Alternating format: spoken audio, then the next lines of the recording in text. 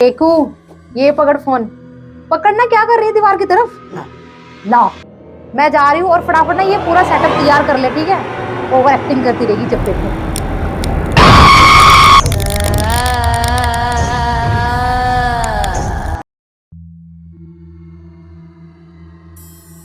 तुम यहाँ क्या कर रही हो? कब से क्या हो? तुम अभी अंदर थी ना? पागल हो तुम। अभी तुम्हें फोन देकर आई हूँ और मैंने तुम्हें बोला कि तुम लाइटिंग वाइटिंग ठीक करो और हमें वीडियो बनानी है। ड्रामे मत करो। तुम्हें विश्वास नहीं हो रहा? तुम अंदर थी मेरे साथ। नहीं पागल है क्या? मैं यहाँ थी तो मैं अंदर कैसे घुस गया आपके साथ? तो अंदर चल, तुम्हें मैं दिखाती हूँ कि अंदर कौन है। चलो चलो तुम अंदर। ये क्या कर रहा है तुमने? तुमने क्या किया? मैं तो यहाँ पर आई भी नहीं हूँ। तुम यहाँ थी। ड्रामे मत करो। मैंने तुम्हें फोन दिया ये वाला, तुमने फोन में नीचे फेंक दिया सारी चेयर वेयर लाइट वाइट। फॉर गॉड सेक नीकू, मैं तुम्हारे साथ बाहर खड़ी थी, मैं ये कैसे कर दूंगी? तुम तब से ऐसा है, अंदर बैठी अभी हम वीडियो नहीं बना रहे हो, यहाँ हमारी वीडियो नहीं बन रही। तुम चुप रहो, ड्रामे मत मैंने करो। कुछ नहीं किया। तुम यहाँ ये थी। सब छोड़ यार, वीडियो बना फटाफट। तो दोस्तों, जैसे हम दोनों की दोस्ती में बहुत सारे चैलेंजेस होते हैं, बहुत सारे फन होते हैं, उसी तरह आपके दोस्त भी आपको बहुत सारे चैलेंजेस, फन या कोई ऐसा गेम बताते होंगे जो आप कभी खेलना नहीं चाहेंगे। पर क्या हो अगर इसी तरह के चैलेंज और डेयर आपकी जान लेने पे उतारू हो जाएं? तो ऐसी ही आज की कहानी हम आपके लिए लेकर आए आपके अपने चैनल ट्रिप हिपीज पे। तो ये कहानी है एक लड़के की जो अपने सोशल मीडिया और वीडियोस के थ्रू डेयर्स और चैलेंजेस एक्सेप्ट किया करता था। वो लड़का एक बहुत ही बड़ा इन्फ्लुएंसर या आप कह सकते हैं कि ब्लॉगर था। ऐसे ही उसने एक दिन अपने इंस्टाग्राम पे लोगों से क्वेश्चन किया कि मेरा नेक्स्ट ईयर क्या होना चाहिए, और उसे एक रिप्लाई आया कि अगर तुझ में हिम्मत है तो सच के डेयर एक्सेप्ट करता है तो मैं तुझे बता रहा हूँ कि शमशान घाट जाकर दिखा रात के समय और वो वीडियो पोस्ट करके दिखा अगर हिम्मत है। तो वहीं उस लड़के ने वो डेयर एक्सेप्ट कर लिया और एक्सेप्ट करने के बाद वो नेक्स्ट डे अपने दोस्त के साथ पहुंच गया शमशान घाट। वो लोग शमशान घाट के पास पहुंचे। अब अंदर जाने से पहले उसे थोड़ी घबराहट तो हुई क्योंकि तेज हवाएं चल रही थी, सर्दियों का मौसम था, गलियां सुनसान थी। इतने में उस लड़के ने बोला कि अब जो होगा देखा जाएगा, हमें यहाँ पर एंट्री करनी चाहिए। तो थोड़ी दूर जैसे ही वो आगे गए तो देखा शमशान घाट में कोई उसको अजीब कोई ऐसे डरावनी चीज़ उसे नहीं दिखाई दी। तो वो बहुत कॉन्फिडेंट हो गया। तो उसने दोस्त से बोला, यार कैमरा स्टार्ट कर और इस शमशान में कोई ऐसी चीज़ है ही नहीं जो लोगों को डरावनी लगे। और वो बहुत आराम से पूरी ब्लॉगिंग करने लगा। जो लाशें जल रही थी, जो आधी अध जली लाश का वो ब्लॉग बनाने लगा। अब उस दहकती हुई चिता के पास जाना और ये सब तो नॉर्मल था, पर उसने वहाँ पर कुछ ऐसे वाक्य भी इस्तेमाल करे जो उसके लिए आगे जाकर बहुत भयानक होने लगे। उसने ये बोलना शुरू कर दिया कि इंसान जिंदा रहने पर तो किसी के काम नहीं आता, पर मरने के बाद ये मेरा कितने काम आ रहा है ना, मेरे शरीर को गर्मी दे रहा है, और उस चिता के आगे हाथ सेकने लगा। उसने कुछ ऐसे वाक्यों का भी इस्तेमाल किया जो किसी को पसंद नहीं आते, और वहाँ पर जो भी सामान था, कोई जैकेट थी, वो पहनने लगा। तो उसके दोस्त ने वहीं पर उसे मना कर दिया कि इतना हमें आगे नहीं जाना चाहिए। और दोस्तों, ये सारी चीज़ें कैप्चर हो रही थी उस फोन में, और ये कैप्चरिंग आगे जाके उनके लिए बहुत बड़ी सजा बनने वाली है। तो जो उसका दोस्त वीडियो बना रहा था, एकदम से वो चलते चलते उसने एक ठंडी पड़ी हुई चिता को उसने क्रॉस कर लिया। क्रॉस करने के बाद उसको ऐसा फील हुआ जैसे उसका पैर किसी ने पीछे की तरफ खींचा हो। एकदम से वो घबरा गया जब उसने देखा आसपास तो कुछ था ही नहीं उसके। फिर उसने अपने दोस्त को बोला कि यार बहुत हो गया, अब हमें चलना चाहिए इस जगह से, क्योंकि हमें जितनी भी वीडियो बनानी थी हमारी ऑलमोस्ट वीडियो बन चुकी है। अब दोनों पहुंच जाते हैं अपने अपने घर और शांति से सो जाते हैं। उन्हें लगता है कि कल का सूरज उनके लिए बहुत खुशियां लाएगा क्योंकि उन्होंने डेयर एक्सेप्ट करके उसे कंप्लीट किया है। और वहीं उनको ये भी ख्याल आ रहा था कि कल की वीडियो में तो हम शायद वायरल ही हो जाएंगे और हमारे फॉलोअर्स बहुत ज़्यादा बढ़ जाएंगे। तो इसी खुशी के साथ वो दोनों अपने अपने घर जाके आराम से सो गए। तो अगली सुबह जैसी हुई, दोनों बहुत खुश थे। जो वीडियो बनाता था उसका नाम था राहुल। राहुल ने अपने दोस्त को फ़ोन करा जिसका नाम था अंकित। तो राहुल ने अंकित को कॉल करा कि चल यार घर पर आ, और हमने जो कल ब्लॉग बनाया था आज उसकी हमें एडिटिंग करनी है और अपने सारे व्यूअर्स को वो वीडियो हमें दिखानी है। दोनों बहुत ही ज़्यादा एक्साइटेड थे कि हमने इतना बड़ा काम किया है, ये आज तो हम वायरल होने वाले हैं। पर अचानक जैसे ही उन्होंने अपने सिस्टम में वीडियो डाली, उन्होंने देखा कि उस वीडियो में कुछ था ही नहीं, सब कुछ ब्लैंक। मतलब आधी पोर्शन दिख रहा था और कुछ चीज़ें गायब। कुछ रिकॉर्ड हुआ ही नहीं ढंग से, जबकि उसका दोस्त प्रॉपर ब्लॉगिंग कर रहा था कैमरे से।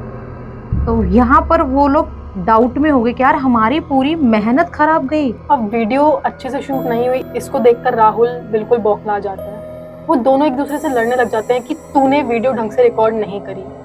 और हमारी सारी मेहनत बेकार हो गई। इतने में अंकित कहता है कि यार तुझे अपनी वीडियो की पड़ रही है, यहाँ देख मेरी तबीयत कितनी खराब है, मेरे दोनों शोल्डर ऐसे लग रहा है कि पता नहीं कितनी भारी चीज मेरे शोल्डर पे आ गई है, मेरे पैरों में दर्द हो रहा है। फिर भी मैं तेरे घर पर आया कि हमें वीडियो अपलोड करनी है और हमें वीडियो एडिट करनी है। और तुझे इससे कोई लेना देना ही नहीं है, तुझे सिर्फ और सिर्फ अपनी वीडियो की पड़ी है। इससे अंकित को बहुत बुरा लगा। वो उसी टाइम राहुल के घर से चला गया। और घर जाते ही उसकी तबीयत इतनी खराब हो गई कि वो सो गया। और सोने के बाद जैसे ही वो उठा, उसे ऐसा फील हो रहा था मानो कि उसकी बॉडी काम ही नहीं कर रही है। उसके कंधे और पैर इतने भारी हो गए थे कि वो पेन किलर से भी नहीं मिट रहा था। इतने में वो वॉशरूम जाता है और अपना मुंह धोता है। तभी उस वॉश बेसिन के पानी में रिफ्लेक्शन दिखती है कि उसकी शोल्डर्स पर कोई बैठा हुआ है। और वो डर के बाहर भागता है और मिरर में देखता है तो वहाँ कोई नहीं होता। तो वो घबरा के अपने रूम की तरफ भागा, बट उसको कहीं ना कहीं ये फील हो रहा था कि कोई कोई परछाई, कोई ऐसी चीज है जो उसका पीछा कर रही है, उसके पीछे पीछे आ रही है। उसके बाद उसने घबरा के राहुल को फोन करा कि मुझे अपने दोस्त को सारी चीजें बतानी चाहिए कि मेरे साथ कुछ अजीब और गरीब चीजें हो रही हैं। उसने राहुल को फोन करा, बट राहुल तो था, उससे इतना गुस्सा था कि उसने उसका फोन भी पिक नहीं करा। कहीं ना कहीं अंकित को अंदेशा हो चुका था कि अब वो शायद नहीं बच पाएगा। शायद शमशान घाट में उसके साथ कुछ ऐसी चीजें आ गई हैं उसके घर पर जो अब उसे नहीं छोड़ेंगी। क्योंकि जो ब्लॉग बनाना, चीजें करना एक हद तक अच्छा लगता है, बट आप किसी चीजों को लेके मजाक बनाओ, किसी का मजाक उड़ाओ, वो चीजें बहुत खराब थी। और वो भी ऐसी चीजों को लेकर जो इस दुनिया में है ही नहीं है। वहीं अंकित और ज्यादा घबरा गया। फिर उसने दोबारा राहुल को वीडियो कॉल करी। अब उस वीडियो कॉल में राहुल की कॉल तो कनेक्ट हुई नहीं, बट वहीं उस वीडियो में उसका रिफ्लेक्शन उसको दिखाई देने लगा। उसको ऐसा लगा जैसे मानो उसके शोल्डर पे कोई बैठा हुआ है। तो जैसे उसने अपना फोन धीरे से ऊपर करा तो उसको अजीबोगरीब से पैर दिखाई दिए। जैसे उसने अपना फोन धीरे से ऊपर करा तो उसको कुछ और अजीब सा दिखाई दिया, मानो जैसे किसी के बहुत लंबे लंबे और काले काले बाल उसे दिखाई दिए। फिर जैसे उसने धीरे से फोन अपना डरते हुए और कांपते हुए हाथों से उसने अपना फोन थोड़ा सा और ऊपर करा तो उसको एक जला हुआ भयानक फेस दिखाई दिया।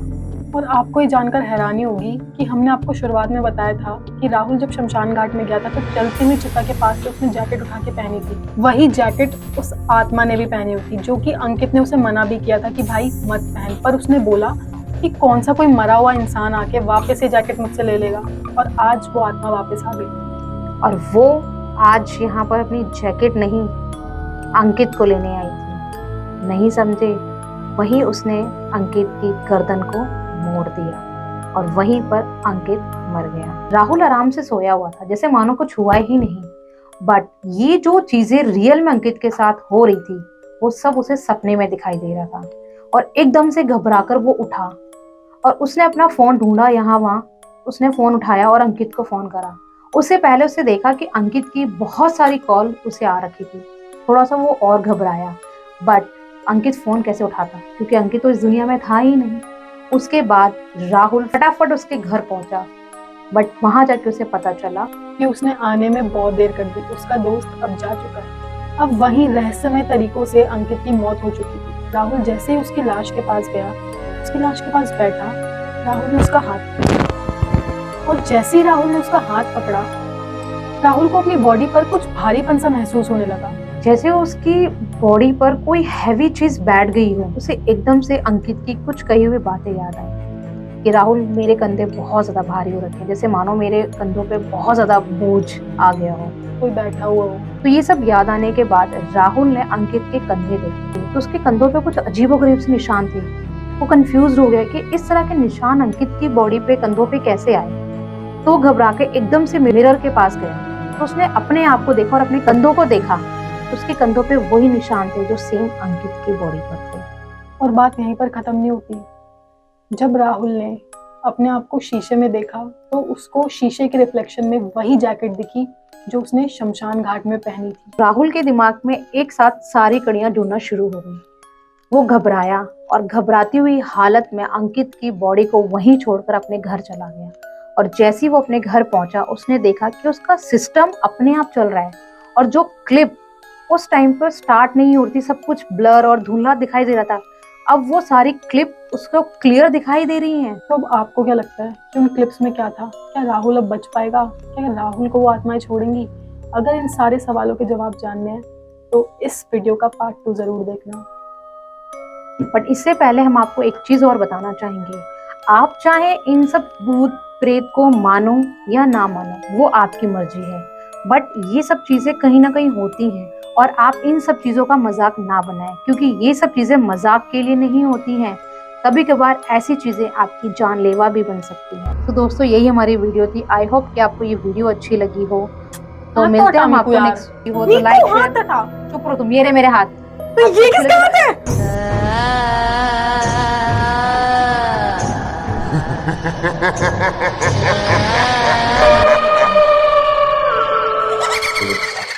Ha ha ha ha ha ha!